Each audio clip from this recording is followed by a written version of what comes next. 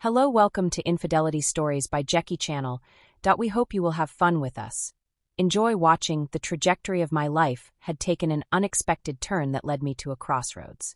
I never imagined my name is Audrey, and at 37 I was adrift in a sea of quiet desperation. My husband Archie, a man consumed by his ambitions, lived in a world of endless work commitments, business trips and late-night meetings. His constant companions were his phone, his laptop, and the incessant demands of his career. While I had always been supportive of his drive, understanding the weight of responsibility, he carried a part of me felt increasingly neglected with every business trip.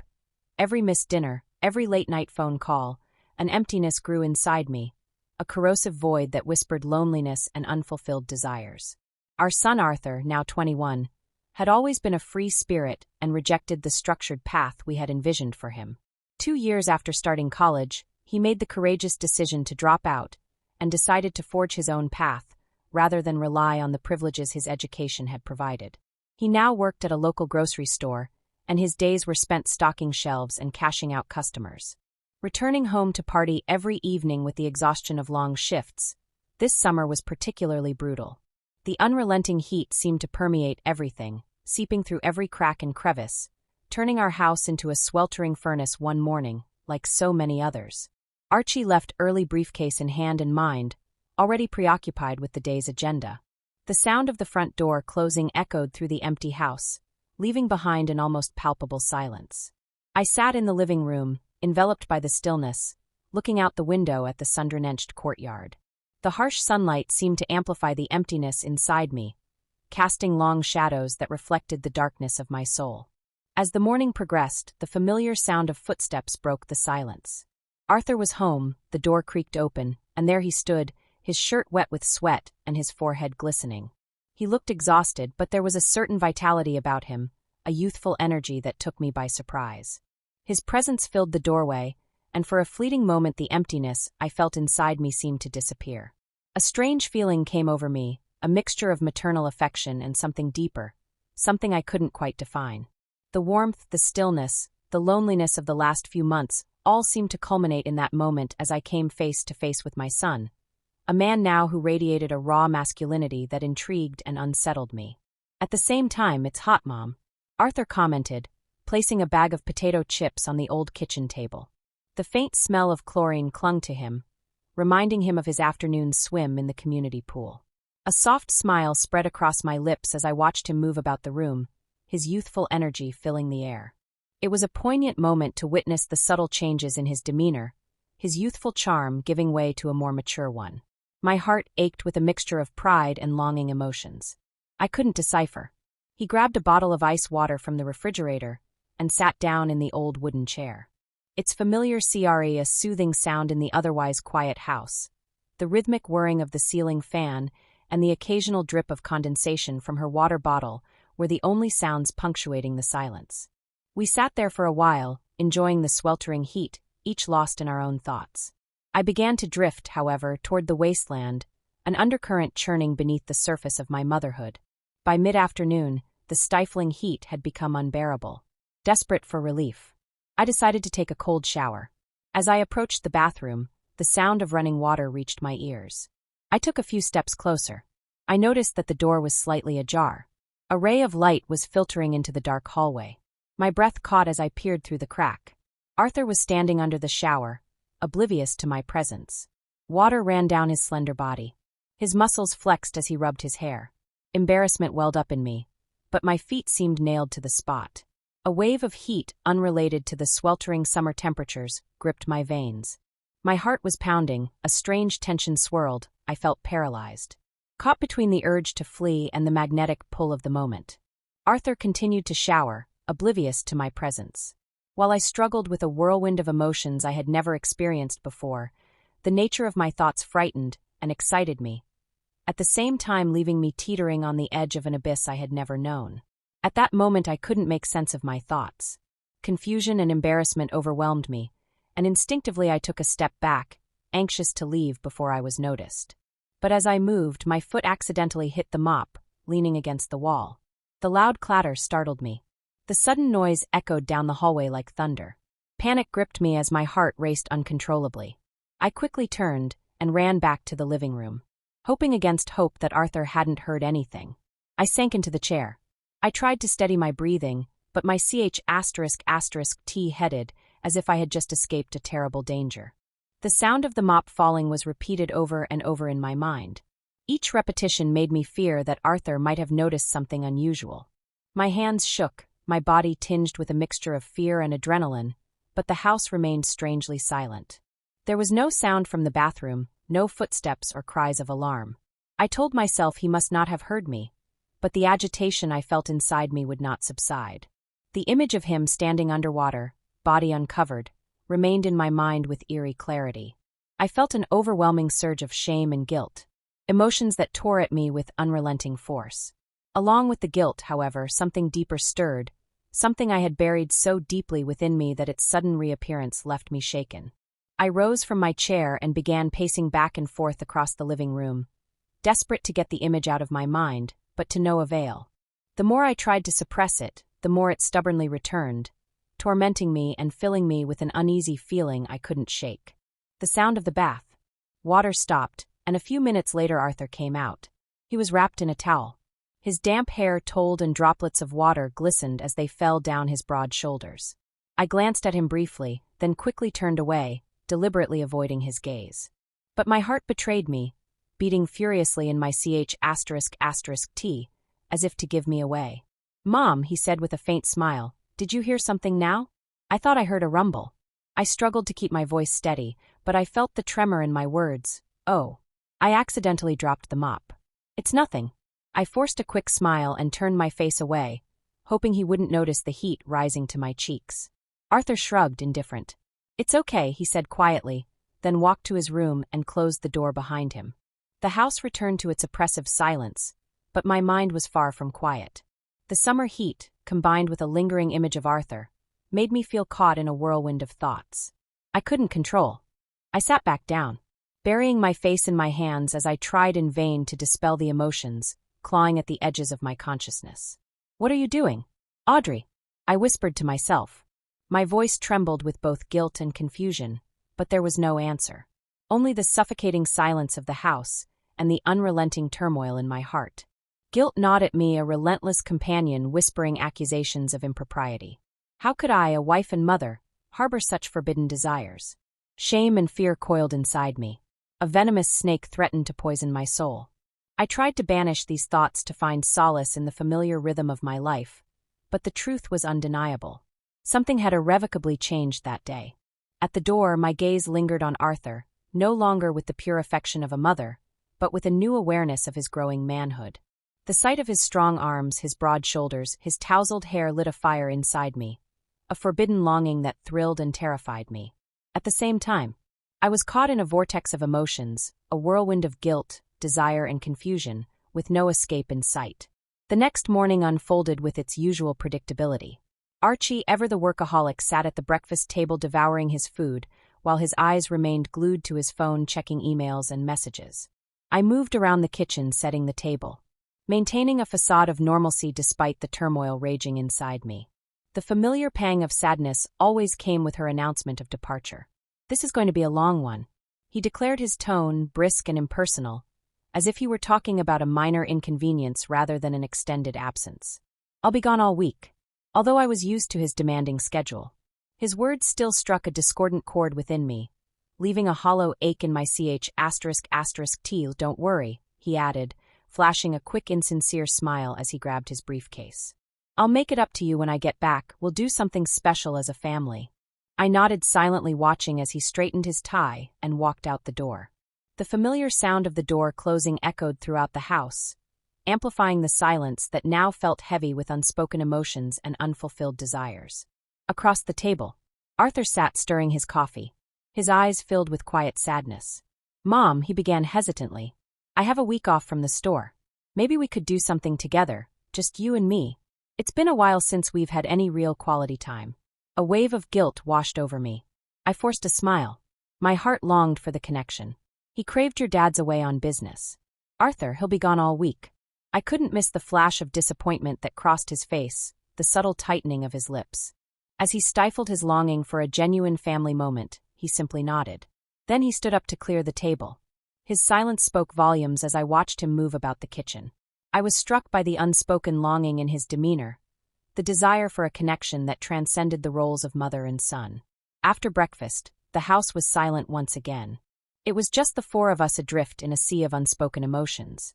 How long had it been since I had really connected with Arthur, listening to his dreams, his fears, his hopes for the future? Life had become a whirlwind of obligations and distractions, leaving little room for genuine intimacy. We found ourselves in the living room, a sanctuary from the oppressive heat. A gentle breeze floated through the half-open window, bringing with it the scent of freshly cut grass and the promise of respite. Sunlight filtered through the curtains, painting the room in a warm, welcoming glow. It was a quiet moment, an invitation to connect, but the silence between crackled with unspoken words with a tension that was both exhilarating and terrifying. "Mom, I have a lot to tell you," Arthur said in a voice deeper and more confident than I remembered. "Whatever it is. Tell me, I'm listening," I replied with a smile, looking up at him with soft, encouraging eyes. He began to share stories of his daily life, his work at the store, funny encounters with customers, and unexpected situations that made him laugh. I listened intently, feeling as if I had rediscovered a part of the bond we had lost over the years. His eyes lit up as he recounted moments that had clearly brought him joy, and I couldn't help but feel a strange warmth in my heart. Time passed quickly, and for the first time in a long time, I was fully present in the moment, absorbed. In his words, the distance that had quietly grown between us over the years seemed to dissolve in a playful tone. I teased him, "You've grown up a lot. Have you thought about getting a girlfriend yet?" Arthur chuckled, his laughter echoed with a carefree joy that filled the room. "Mom, I see a lot of girls in the neighborhood looking at me when I walk by." He joked, his eyes sparkling with mischief, "But let's talk about that later. I want to concentrate on work for now." His tone was both teasing and sincere, and I couldn't help but laugh with him. We continued reminiscing, evoking warm memories of when I was younger. We talked about family picnics, his childhood antics, and the times both Archie and I had scolded him for his wild energy. These stories brought lightness to the air, and soon the room was filled with laughter, as if the years had melted away, bringing us back to those happy times. The sunlight streaming through the window grew stronger, illuminating the room with a soft golden glow. The warmth came not only from the sun, but from the reconnection. I felt with Arthur a closeness that seemed to have been absent for so long. As the conversation died down, a comfortable silence fell over us. The clock struck noon, and we both sat quietly reflecting. However, the atmosphere had changed. There was a warmth, a newfound closeness that brought peace to the space between us. But then Arthur broke the silence, looking me straight in the eye with an expression that instantly unsettled me. "Mom," he said slowly, "did you see me shower yesterday?" My heart was pounding. The question hit me like a bolt of lightning, and I felt my face turn bright red and fiery. My mouth was dry and words were slurred. Arthur was watching me intently, his gaze steady, a mixture of curiosity and quiet patience in his expression, as if he was waiting for my answer. He didn't give me much time to think before he added, "Actually, I knew you were there. I saw you watching, but I pretended not to notice." His words hit me like a punch, and I felt my **T tighten, as if someone was squeezing my heart. Embarrassment and worry flooded me at the same time, and chaotic thoughts swirled in my mind. He had known. He had seen me, and yet he hadn't said anything till now. I tried to respond, to say something, anything, but the words stuck in my throat. Our gazes met, and at that moment, something inexplicable, something I could not define, passed between us. Just as I was about to speak, Arthur broke the silence. "Mom," he said softly, his voice firm, budding with emotion. "I like you not like a son likes his mother, but like a man likes a woman." His confession struck me like a thunderclap, leaving me frozen in place. A whirlwind of emotions surged inside me, surprise, concern, and something much more complicated. My breath caught, and for a moment I felt as if my heart had stopped. Arthur's eyes never left mine. There was seriousness in his gaze, a quiet determination, but also a glimmer of hope. He waited, watched, assessed my reaction, but I remained silent, unsure how to deal with the truth he had just revealed. His words hung in the air, and my **T tightened as they replayed. "In my mind, you asked me if I wanted a girlfriend," Lucas continued, his voice quiet but sincere. "But the truth is in my heart. The only person I want is you." I felt my pulse quicken, my heart pounding so hard it drowned out all other thoughts. I hadn't felt like this in years. The feeling was overwhelming, an unfamiliar mix of confusion, guilt, and a flash of something I didn't want to admit. I searched for the right words in the chaos of my mind, but all I found was silence. Arthur came closer, his expression full of tenderness and concern, as if he could see the storm raging inside me. I wondered silently, my emotions tangled in a web of self-reproach. How could I feel this way? How could I let these feelings surface when I hadn't been close to anyone for so long? Did I deserve to feel fragile, desired, or young again? I thought. Are you serious? I asked. My voice was barely a whisper. As I looked up at him through my trembling eyelashes, he didn't respond with words. Instead, Arthur reached out and took my hand. His touch warm and reassuring, like the first gentle warmth of spring, there was something in his gaze, a softness, a quiet certainty that seemed to melt the noise in my mind. Without a word, he embraced me. His arms wrapped around me tightly, as if he could protect me from my doubts and fears. I could hear the steady rhythm of his heartbeat, feel the warmth of his breath against my ear. I want only you, he whispered. Her voice was a silent plea that wrapped around me like a silken thread. His lips rested close to mine, and my heart flipped in my ch***t. At that moment, words felt meaningless. Nothing I could say would adequately convey the whirlwind of emotions coursing through me. Arthur's embrace spoke more clearly than anything I could express from that moment on. Everything changed, boundaries blurred, and the rules by which we had been governed seemed to disappear. That night we gave ourselves to each other, surrendering to a connection that defied all logic or convention. From that moment on, a secret was born between us, an unspoken and dangerous bond. Whenever Archie was away, the house became a space filled with unspoken tension. Stolen glances and electric moments that set my nerves on edge. Arthur's gaze seemed to ignite something deep within me, an irresistible attraction that I couldn't deny. The sound of the door closing behind Archie, the cautious shuffling of footsteps, and the urgency of forbidden embraces created a heady thrill that consumed us both. We lived a lie, and our clandestine relationship overshadowed our lives. Deep down, we both recognized the absurdity of it all. Our relationship defied logic, morality, and the very foundation of our family. It was a road that led to inevitable heartbreak and destruction. But we could not resist the magnetic attraction that bound us together. Like moths irresistibly drawn to a dangerous flame, we sought solace in each other's arms, willfully ignoring the warnings and potentially devastating consequences. For Arthur, the thrill of the forbidden seemed to amplify the intensity of our connection. In those stolen moments, I let go of guilt and fear of discovery and surrendered to the intoxicating power of our forbidden desires. But secrets like wounds fester in the dark deep down. I knew our time was limited. The truth, like a ticking time bomb, threatened to explode, shattering the fragile facade we had so carefully constructed. Arthur and I went through our days, caught in a constant battle between our hearts and our minds. Each encounter was a delicate dance of conflicting emotions, stolen glances laden with unspoken longing, accidental caress that sent shivers down our spines. The inner turmoil weighed heavily on me, but I could not free myself from the intoxicating spell of our forbidden love. We shared moments that were at once exhilarating and guilt-ridden moments etched in our memories with a mixture of pleasure and shame.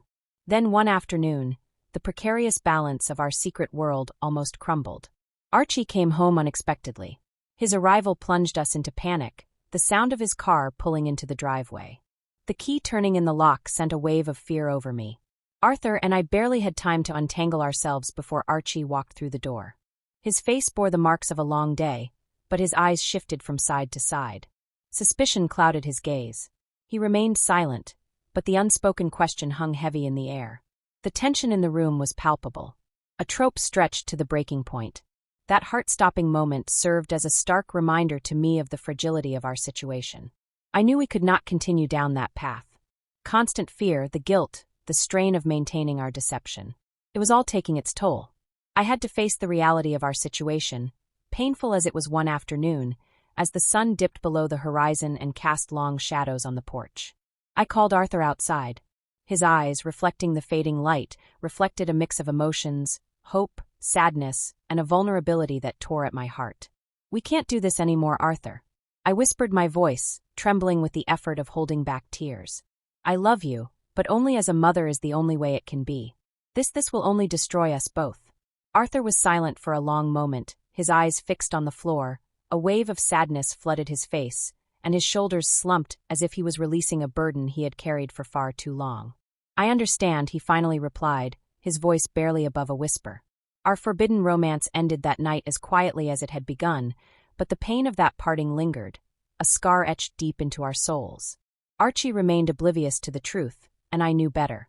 I devoted my energy to my family, focusing on healing the wounds within me and rebuilding the trust and love that had been so carelessly damaged.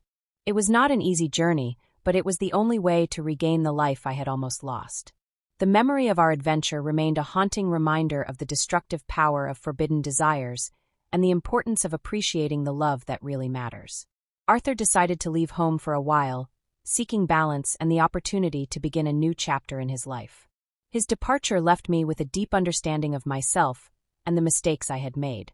I realized that loneliness and a longing for affection can sometimes lead people to make decisions they never thought they would make.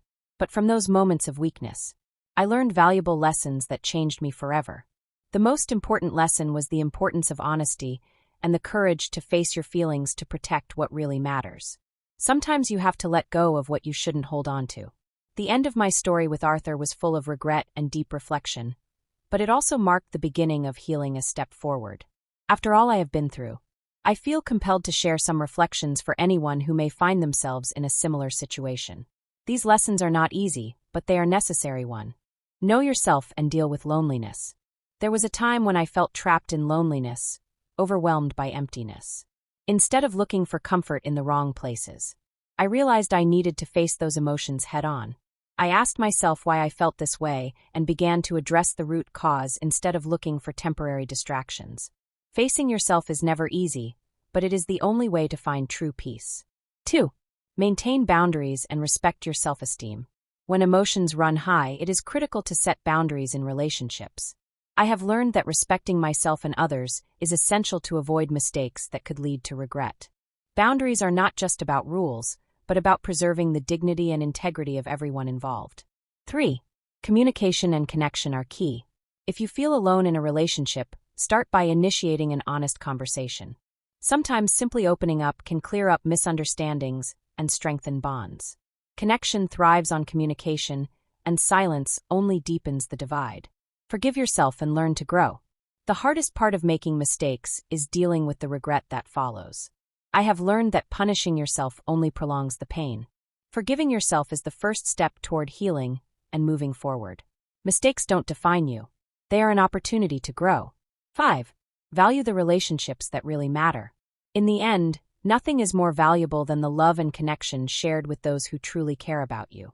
Don't let fleeting emotions or temporary confusion cause you to lose what really matters if you are experiencing confusion, conflict, or disorientation within yourself. Take a moment to stop and reflect, face your emotions honestly, and choose the path that aligns with your values and well-being. I learned that true strength is not only about standing your ground, but also knowing when to stop, let go, and embrace a healthier. If you feel that this story is meaningful and brings useful lessons, please like and subscribe to the channel to support me. Thanks for listening, and see you in the next videos.